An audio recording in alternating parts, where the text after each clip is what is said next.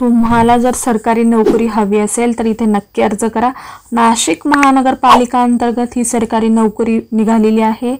वेतन मिळणार आहे 29,200 ते 1,32,300 पर्यंत तुम्हाला मिळेल।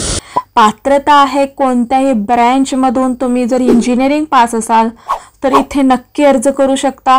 लास्ट डेट आहे 1 डिसेंबर 2025 पर्यंत तुम्ही इथे अर्ज करू शकता।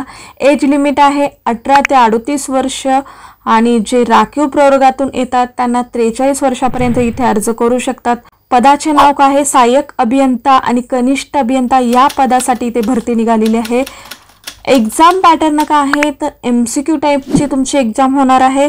50 मार्कावर तुमचं क्वांटिटेटिव्ह अप्टिट्यूड होणार आहे आणि 50 मार्क्सची टेक्निकल असणार आहे।